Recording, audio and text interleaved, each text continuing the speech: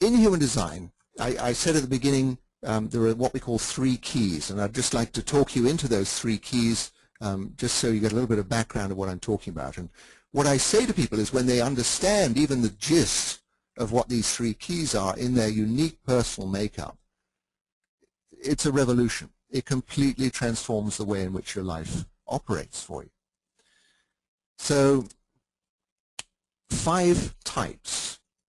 And the first type that we look at is people we call manifestors. And strangely enough, in this world, only about 10% of the world's population are actually typed as manifestors. And the loose description for a manifestor is they can do anything, anytime they choose. So out of the 100% population, 10 out of 100 people can do anything, anytime they choose. And the rest of us have to twiddle our thumbs and how come you can do that and I can't? And it's a fascinating thing. Manifestors just have this way of going about things, and they don't suspect most of the times that everybody else isn't gifted in the same way that they are. And so there can be a lot of misunderstandings until people actually understand that they're a manifestor or that they're not a manifestor. And if you had anything like the education or the schooling or the upbringing I had, leaving school or leaving at university, go out and do it. Make it happen. And of course it doesn't work like that. I'm not a manifestor. I was stumbling about trying to get things together and wondering why it wouldn't happen. And so just this clear understanding that 90% of the world's population can't just go out and make things happen. But everybody does have their perfect way. The next type we look at are the generators, and this is about 34% of the world's population. And generators have this tremendous sustaining energy. They get into something, they get involved in something, they get going with it, and they keep on going and going and going and going until it's basically a point in time where they get exhausted, and then they just stop. And oftentimes generators just stop in the way that they keel over, and that's the end of it. They have to go to sleep or something. But in the meantime, they have this tremendous sustaining energy just to keep things going. The third type that we look at are people we call manifesting generators, and these people are part manifestor, part generator. They're very capable. They're always a little bit restless because they want to get on and manifest stuff, but they have this generator part, which means that they have to wait until they get the signal to be able to proceed with something.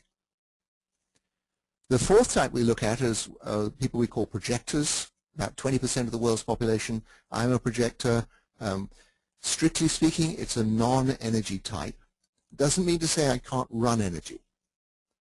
It doesn't mean to say I can't get involved in all kinds of things, but best for a projector to wait to be drawn into something.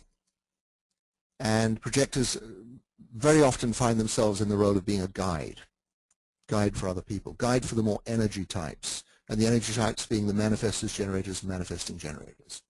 And then the fifth type are people we call reflectors, and these people make up about 1% of the world's population, very rare. We might say about the first 4 types, the manifestors, generators, manifesting generators, and projectors. These are all solar designs. They have solar energy within them. The reflector is a lunar chart. So I'll talk a bit more about that in a moment. So here is a typical life chart. And this is for Katie Holmes, who's the wife of Tom Cruise. And she has a Manifesto chart. Now, if you remember, I was talking a little while ago about we had these 4 centers down here, what we call motivation centers. There's a lot of motivation there. And Katie, in her chart, she has this motor center here, the emotions center, and it has a direct connection up here to her throat center. So motivation getting direct access to where she can express it. So this is a typical manifestor chart. Yes, she has another component over here that doesn't connect to the throat, but the fact that she has one of these motivation centers connected to the throat, she can manifest. She can do anything, anytime she feels like it. And so she just has this means to make things happen. Manifestos very often in the role of a catalyst. So whether it's her life moving ahead or Tom Cruise's life moving ahead, I mean, in some ways, you would have to see that Tom Cruise was very much affected by a manifestor to have him jumping up and down on Oprah's couch that day when he was interviewed there. So manifestors really can have a very profound effect on people. They can get them motivated, moving. They can make things happen for them in their lives. What we can say about manifestors also is the fact that they're in the 10% minority, that a lot of other people can get quite upset. You know, who said you could do that and I can't? And you're going to do something and it's going to upset my life, so I'm just going to stand in your way and try and stop you. And so manifestors very often run into difficulties in their life because they find people are always trying to prevent them just going about their daily life, and they don't really understand it. Why can't I do it? Why don't you just get out of my way? Let me do this thing. And so what we tell to manifestors is, why don't you just explain to people? Just tell them, look, I'm just going to go out for a walk. I'm just going to go shopping. I'm going to go and see so-and-so. Nothing to worry about. And what they find is just a little bit of information, and the people who are blocking them stand out of the way, let them go.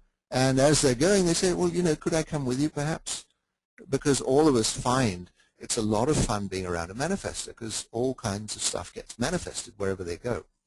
And, you know, it's a fun thing to see that when you realize sometimes you can be in the company of a manifestor, or you watch it in your own life if you're a manifestor.